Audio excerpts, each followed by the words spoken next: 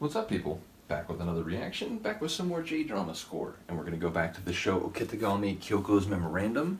I believe this is 2016. Yeah, that's right, 2016.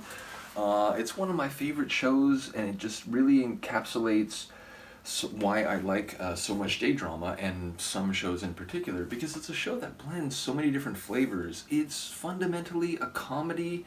Every episode, including later in the show as it gets a bit more serious, a bit more emotional, they're still saturated with comedy, are all the episodes.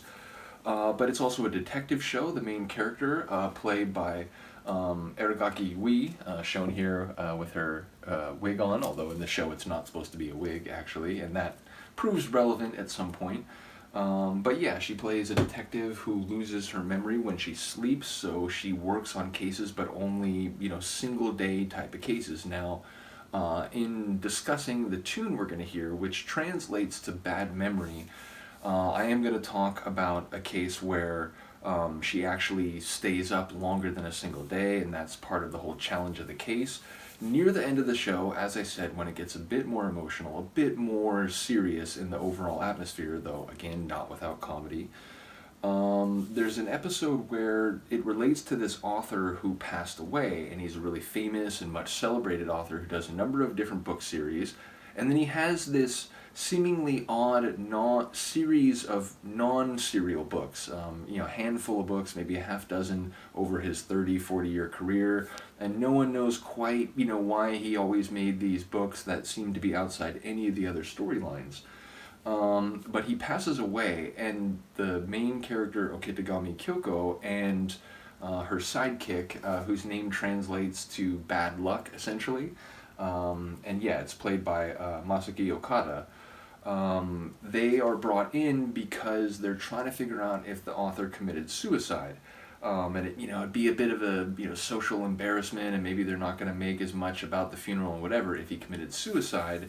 And so they're brought in, and the main character Kyoko is a big fan of his work, so she's particularly keen to discover what happened and to work on the case.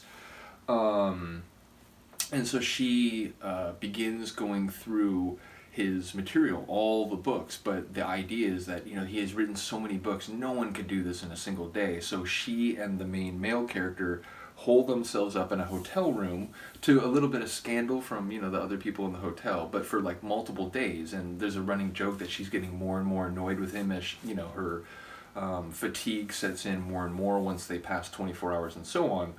Bottom line, she can't really figure it out at first, and then ultimately she wakes up refreshed and has to figure out what the case is again. But she figures it out, and the way she figures it out is because she reads the non-serial books. And what she realizes is that there's a character who shows up on the periphery of all 6 of the non-serial books with the same name, although she's referenced in, sometimes she's just called a grandmother, but there's other details that indicate it's the same person. Who, in the first story she's in high school, in the second story she's in college, in the third story she's like a friend of someone's like mom in the book. So in each case she is just a small little part in the book that no one would really notice, but the main character Kyoko realizes it's the same character showing up in these little cameos, and what she then finds out is the actual author. When he was in high school, one of his good friends, a girl, died of some, childhood-born illness, whatever. And so he felt so devastated by it, he wanted to write that she had a full life, that she grew up, went to university, met someone, got married, had kids, grew into a grandma. And so while that whole explanation, like at the end of the episode when she's explaining how she figured this out, this track plays. And as I was getting near the end of that explanation, I started to get emotional. So all bets are off as we listen to this, if I may get a little emotional. But again, it's a really sweet and emotional piece, although it's a bit more subtle and sublime than you might think with Bad Memory. With Bad Memory as the translated title, you might think it has some strain and tension. It's really just sweet and mournful.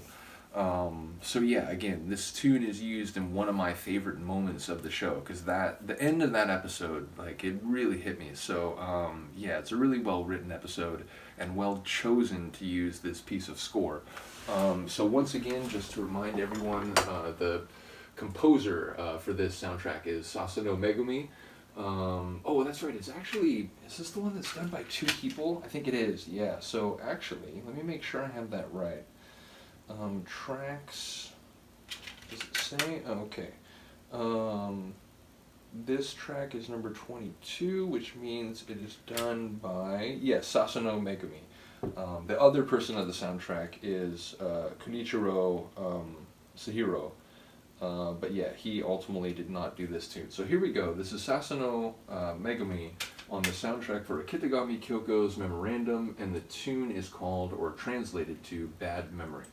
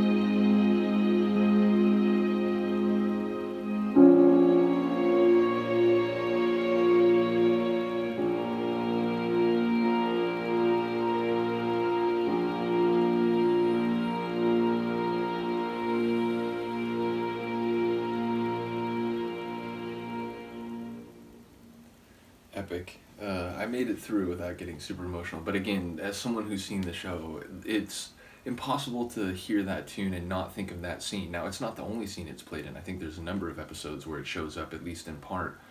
But, you know, again, the significance and the emotional gravity of that scene just basically permanently burned that tune into my mind as it relates to that episode. So in any case, I think it's a really sweet tune.